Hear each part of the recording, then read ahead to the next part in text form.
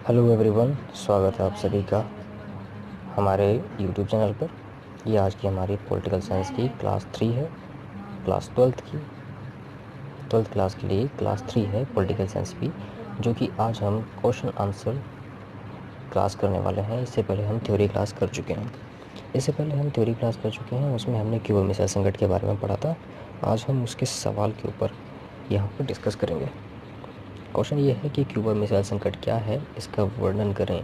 ठीक है, अगर कुछ और तरीके से यही सवाल पूछा जाए तो हो सकता है कि क्यूबा मिसाइल संकट क्या है, या फिर अगर और थोड़ा सा इसको मजबूत तरीके से घुमाया जाए तो यूएसए तथा यूएसएसआर यानी कि सोवियत संघ के बीच क्यूबा को लेकर उत्पन्न टकराव की स्थिति का वर्णन करें। ये सवाल बन सकता है अगर इसको घुमाया जाए तो सवाल कुछ भी हो, जवाब हमारा एक ही होगा।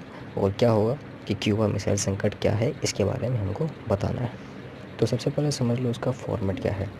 फॉर्मेट में क्या है कि सबसे पहले हम लिखेंगे ऊपर विषय वस्तु, यानी कि जो भी हम बात करने वाले हैं। जैसे कि हम बात कर रहे हैं क्यूबा मिसाइल संकट के बारे में, तो सबसे ऊपर क्या लिखेंगे, क्यूबा मिसाइल संकट। ये फॉर्मेट है। नीचे मैं आपको इसका आंसर भी दूंगा।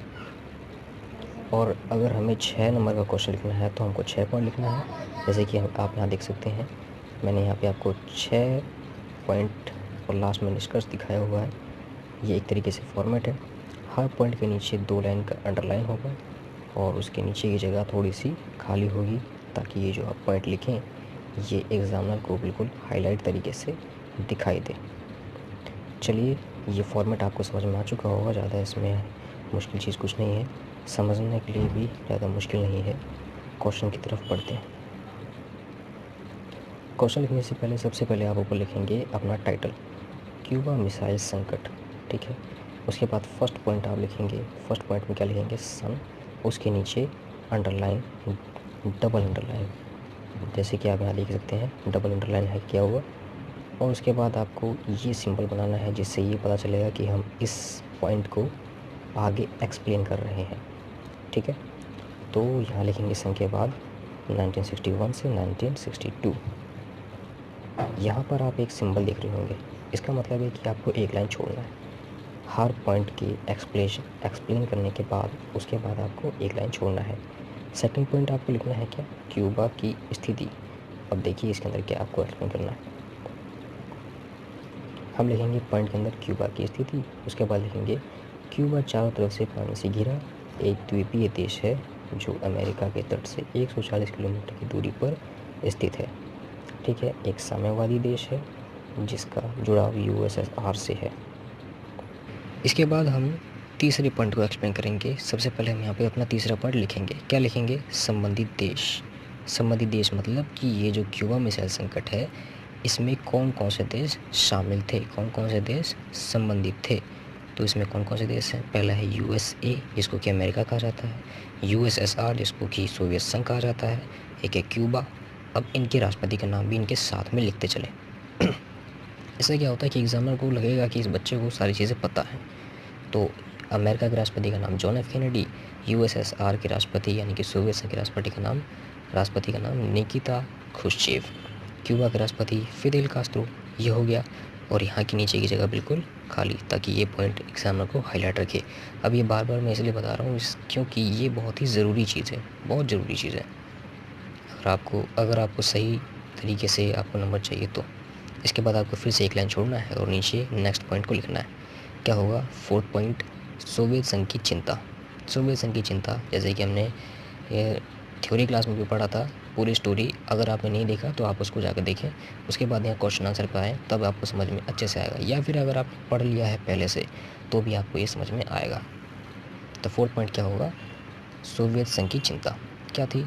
सोवियत संघ के नेता निकिता खुश्चेव को ये चिंता सता रही थी, ये चिंता थी कि अमेरिका क्यूबा के राष्ट्रपति फिदेल कास्त्रो का तख्ता पलट करके वहाँ अपनी पूंजीवादी व्यवस्था स्थापित ना कर दे।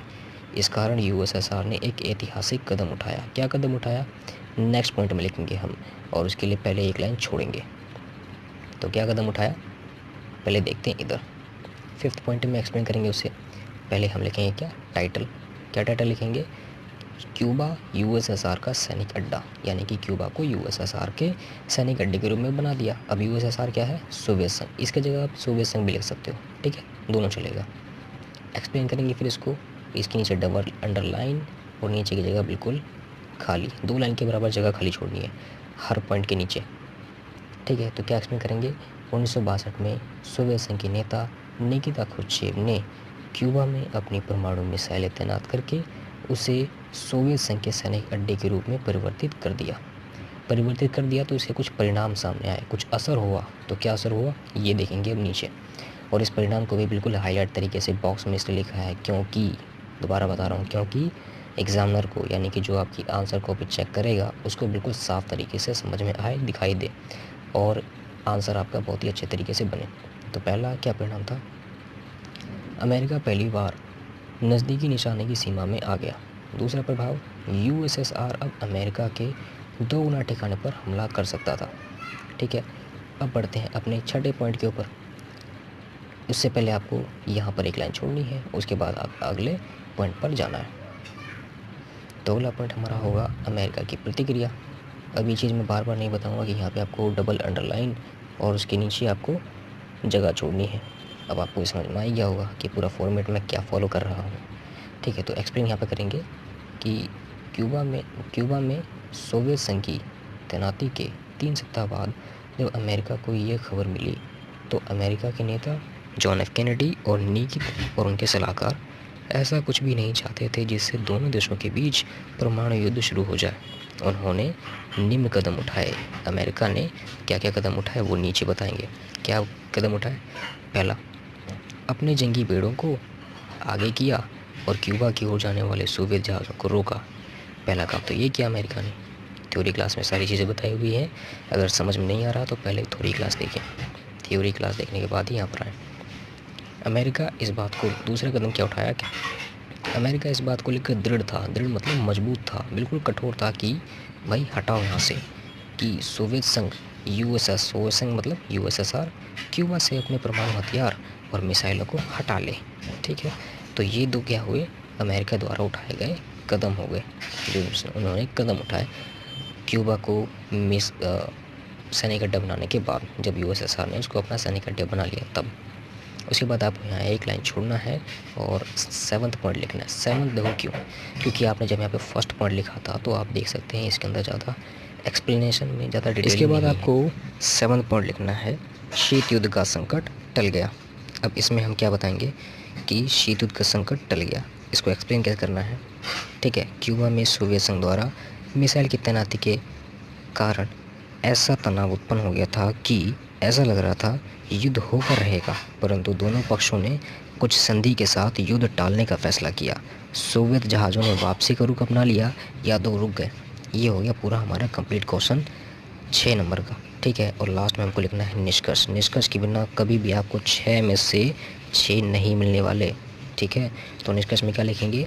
क्यूबा मिसाइल संकट को शीत युद्ध का चरम बिंदु कहा जाता है क्योंकि तनाव की स्थिति अपने चरम पर थी।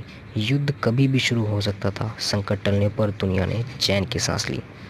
क्वेश्चन लिखने के बाद आप लास्ट में क्या करना है, इसको कहते हैं इतिश्री। इतिश्री मतलब जहाँ पे ये सवाल ख़त्म हो चुका है, ये एक सिंबल होता है ये बताने का कि इसके आगे हमारा जवाब इस क्वेश्चन का आंसर नहीं है। कई बार क्या होता है, हम एक के बाद एक सवाल के जवाब लेते चले जाते हैं, आंसर लेते चले जाते हैं, वो मिक्स हो जाता है। एग्जामिनर जब चेक करने बैठता है तो उसको पता ही नहीं चलता कि कब का क्वेश्चन का आंसर ख़त्म हो गया और कब नया क्वेश्चन शुरू हो गया। तो वो आपको हमेशा लगाना है। तो अगर आपको क्लास